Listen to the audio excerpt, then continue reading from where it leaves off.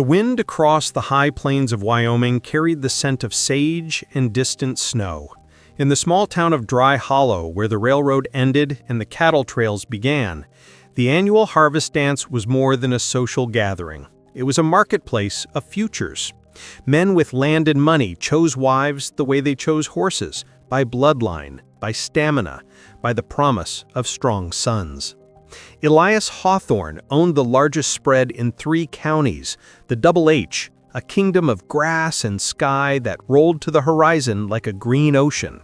At 34, he was the most eligible bachelor west of the Platte, a man whose quiet competence had turned his father's failing outfit into an empire. Yet every woman in Dry Hollow knew he had never courted a single woman for a dance or lingered by the punch bowl with hopeful eyes. That year, the church auxiliary persuaded him to take a mail-order bride. The war back east had left too many widows and too few men.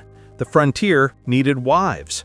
Elias agreed only after the pastor assured him the agency vetted every applicant for character, not beauty. "I don't need a porcelain doll," Elias told him. "I need a partner who can ride a storm and still laugh at supper." The agency sent photographs, but Elias didn't look at them. He read the letters instead, thick packets tied with twine. Most were flowery, rehearsed, scented with rosewater. One envelope was plain brown paper, the handwriting careful but uneven, as though the writer had pressed too hard.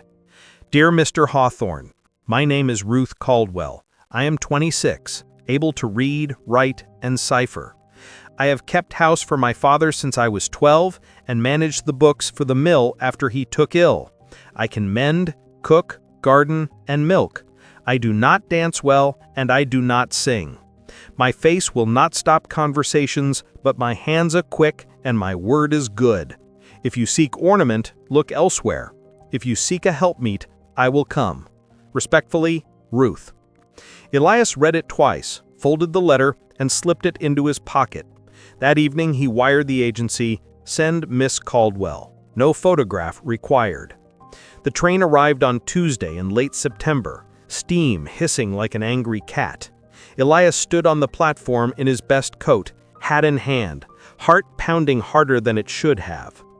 The conductor helped a woman down the steps. She wore a travel-stained brown dress, a bonnet past its prime, and boots patched at the toes.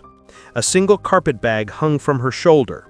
Ruth Caldwell was not ugly, but she wasn't the sort of pretty that turned heads. Her face was long, her nose prominent, her mouth wide. A thin white scar cut through her left eyebrow.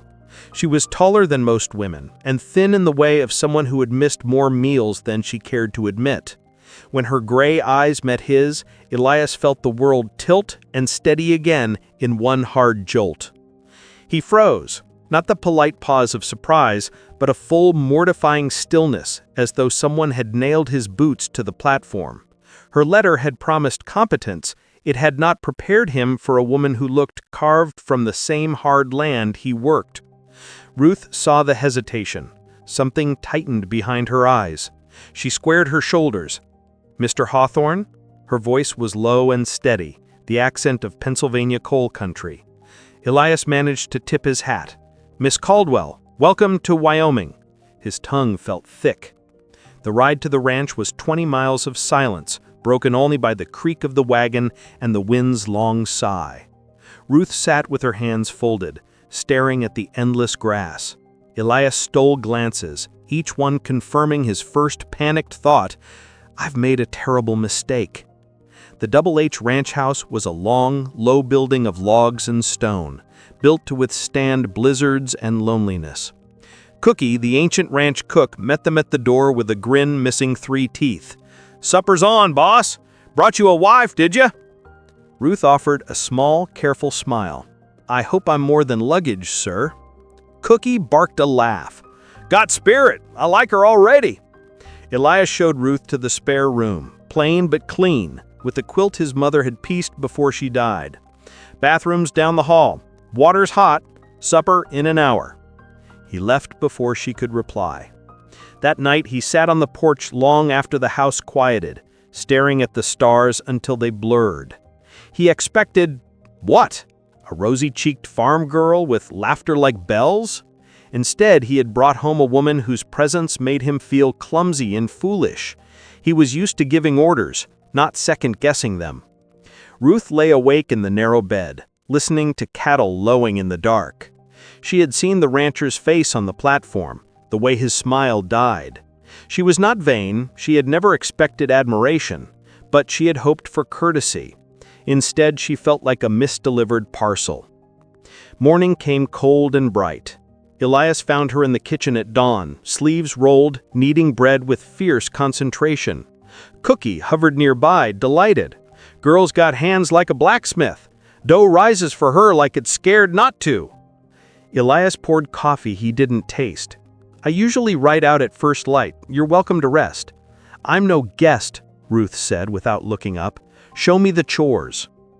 He meant to argue, but the set of her jaw stopped him. They started with the chickens. Ruth scattered feed with calm efficiency, murmuring to the hens in a voice too soft to catch. When a fox darted from the brush, she snatched a broom and chased it off with a shout that could have startled a cavalry sergeant. By noon, she had mucked 2 stalls, repaired a loose hinge on the tack room door, and diagnosed a limping mare with calm authority. Elias watched from the corral fence, feeling something shift inside his chest, like ice breaking on a frozen creek. That evening, he found her on the porch steps, mending a shirt by lantern light. The needle flashed in and out, neat and sure. You don't have to earn your keep the first day. I'm not much for idleness. Idle hands, idle mind. He sat beside her, leaving a respectful distance. Your letter said you kept books for a mill. My father owned a small grist mill. After he passed, the bank wanted it. I learned numbers to keep them from taking it. Numbers don't lie, people do. He felt the truth of that. I judged you by your cover yesterday. I'm sorry. Her hands stilled. Most folks do. I'm used to it here. I don't want you used to it here. The word surprised them both. She studied him. What do you want, Mr. Hawthorne? Elias, he corrected gently, and I want a chance to start over. The first snow came early, a soft blanket that turned the world pale. Ruth threw herself into winter work, learning to drive a team, read the sky for storms, and soothe the frightened cow. Elias taught her to rope, standing behind her in the corral, guiding her hands until the loop settled true. Their breath mingled in the cold air. One afternoon, the wind turned vicious, pushing ice like needles. A young steer had wandered into a coulee and couldn't climb out.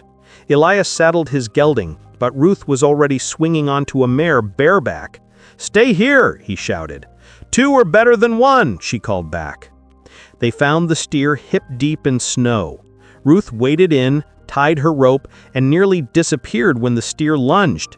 Elias grabbed her by the collar and hauled her up. She came up spitting snow, eyes blazing. "Loop his horns, not his neck," she yelled. Together they dragged the steer free. Back at the barn, soaked to the skin, Elias built a fire while Ruth peeled off frozen gloves. Her lips were blue, but she was laughing. "You're reckless," he said, wrapping a blanket around her. "And you're slow," she teased. He meant to scold her, but instead he found himself brushing melted snow from her cheek. She went still. The storm raged outside.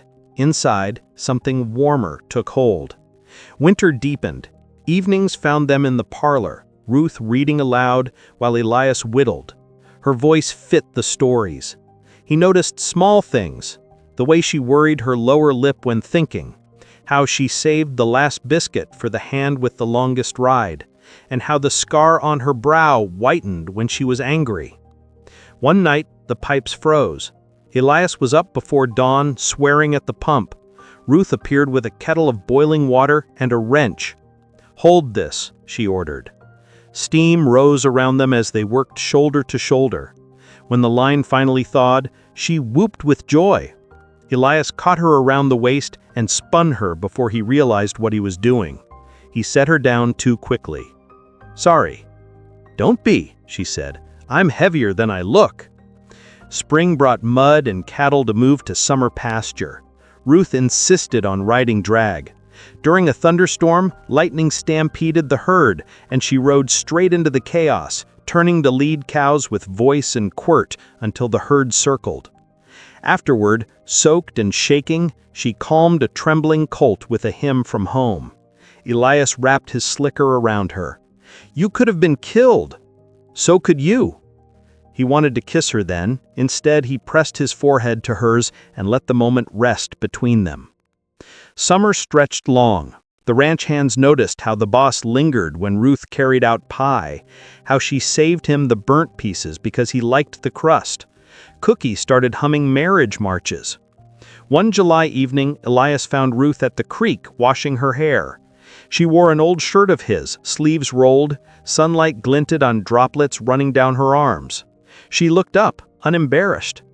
"Water's fine if you're quick." Elias sat on a rock, rolling a cigarette he didn't light. "Remember the train platform? How could I forget? I was an ass. You were scared." She wrung out her hair. "So was I." "Of me? Of not being enough?" She met his eyes. "I still am sometimes." He stood and closed the distance. "Ruth Caldwell, you're the strongest woman I know. You saved stock in a blizzard, you drive harder than any man here, you make bread rise, and you make me—" He stopped, voice rough. "You make me better." She searched his face. "And you make me feel seen." He cupped her cheek. "May I?" She rose on her toes. Their kiss was tentative, then deeper. All the months of longing poured into one moment. When they parted, the world felt new. Harvest came again. At the dance, Elias led Ruth onto the floor without hesitation.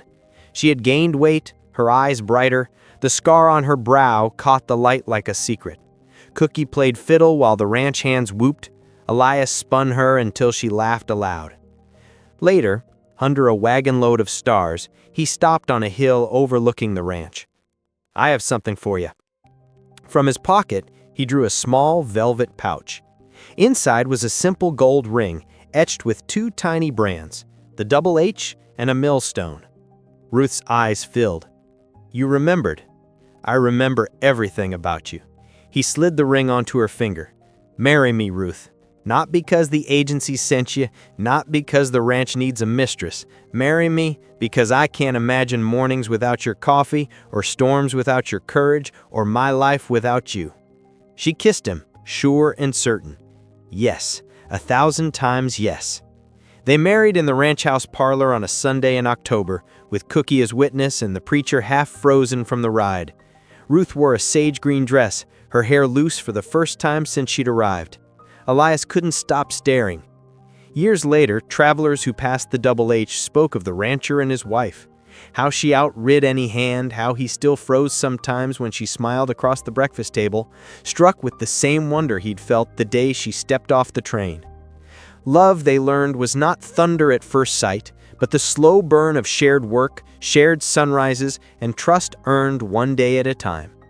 And in the quiet evenings, when the cattle settled and the winds sang through the cottonwoods, Elias would pull Ruth close and whisper, "I chose you." She would answer, "And I chose you back." And the Wyoming sky would hold them both.